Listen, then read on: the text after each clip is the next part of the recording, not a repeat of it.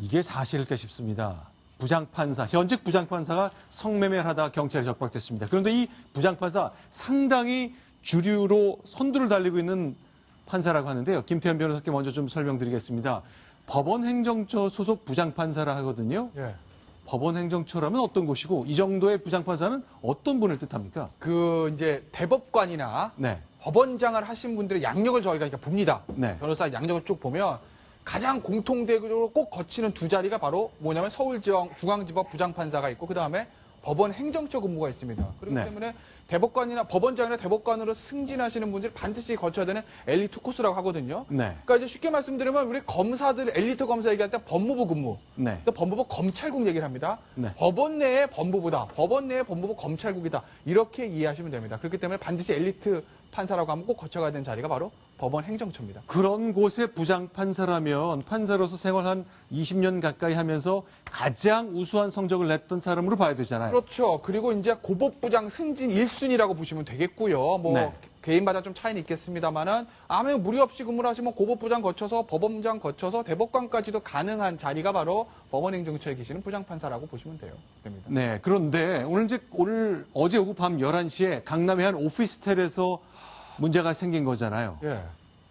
어제 11시 있었던 일인데 강남 네. 오피스텔에서 이제 성매매 단속이 된 것이죠. 네. 그래서 강남경찰서와 송파서 등이 불시에 단속을 한 겁니다. 강남의 네. 오피스텔에서 있는 불법 성매매 현장을 덮친 건데 말 그대로 현행범 체포가 된 거죠. 이 건물인 지금 보시면, 거죠. 예, 저 오피스텔입니다. 저 오피스텔에 어떤 성매매가 불법 성매매 조직이 있다는 사실을 첩보를 받고 경찰이 불시에 급습을 해서 현행범으로 체포를 한 건데요.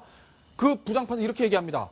성매매 광고 전단을 보고 연락을 했다. 네. 라고 경찰에서 진술을 했다고 하고요. 네. 같이 있었던 그 성매매 여성도 같이 입건이 됐다고 합니다. 자, 길진규 기자께 좀 질문 드릴게요. 대법원에서는요, 현재 파악을 했습니까? 경위를 좀 내놓고 있는지 모르겠네요. 네. 근데 지금 대법원에서는 네. 그 경위를 파악하고 있다고 하고요. 아무래도 그 법원의 대표적인 행정처 소속 부장판사이기 때문에 네. 혐의가 사실로 드러나면 형사처벌은 물론이거니와 그와 별개로 엄중하게 처리하겠다라고 밝혔습니다. 네. 아마 이제 성매매 특별법으로 기소가 되고 그럼 자연스럽게 법원에서 퇴직해야 하는 수순을 받지 않겠나 그렇게 예상이 되고 있습니다. 혐의가 사실로 드러났을 경우겠죠. 네, 김태현 변호사 어떻습니까?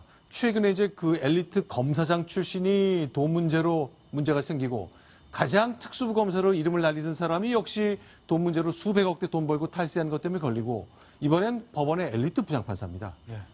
그러면요, 이제 법원이나 검찰 바깥에서 일하신 이제 변호사시니까 법 쪽에 느끼는 이런 상실감이랄까 기대감이 무너지는 것 이런 건 어떻게 좀 설명할 수 있을까요? 사실 뭐 어떻게 보면 좀 좁게 얘기를 하면 개인의 일탈행위이기 때문에 그러면 네. 개인의 어떻게 보면 사생활이기 때문에 참 뭐라고 말하기도 참 민망한 측면은 없지 않아 있는데요. 네. 어찌됐든 간에 법원이라는 그 판사들이 사실은 어떻게 보면 우리에 있어서 가장 이제 깨끗하다, 도덕적이다라는 평가를 받는 분들 아니겠습니까? 네. 그런데 어쨌든 개인의 일탈행위로 이런 약간 무리를 일으켰기 때문에 사실은 뭐 법조계 전체에 어떻게 보면 좀 명예가 좀 추락한 측면도 없지 않아 있죠. 네. 저는 개인적으로 이렇게 이런저런 사람 만나면서 네. 제일 못마땅한 사람들이 판사들입니다. 네. 왜냐하면 판사들은 자기들이 제일 깨끗한 줄 알아요. 네. 항상 남 잘못한 거 잘한 거 판단만 해주니까. 그러다 보니까 판사 세계에서 제가 그 전에 검찰의 감찰이 제일 문제라고 그랬는데 사실은 판사 내부 세계에서의 감찰이 진짜 문제입니다. 저거를 법원 행정처가 이번에 제대로 하지 않으면은 우리 판사계가 무너지면 한국이 무너질 수 있거든요. 판사, 검사. 저거 좀 감찰 제대로 하는 쪽으로 키웠으면 좋겠어요. 그러니까 누군가를 판단하고 사실 인생이 바뀔 수 있는 결정을 많이 내리기 때문에 이제 제가 아는 대부분의 판사들은 굉장히 좀 몸가짐을 바로 하고 식사도 가급적 따로 하지 않고 하는 모습을 많이 봐왔는데 어쨌건 일탈이라고는 하더라도 굉장히 중요한 지위에 있는 부장판사가 이런 문제가 중심에 섰다는 것 굉장히 충격적이 아닐 수 없습니다. 아직 자세한 구체적인 내용은 나오지 않고 있습니다만 그래서 저희가 간단히 소개해드렸습니다만 계속 이 사안은 주목해야 될 것 같습니다.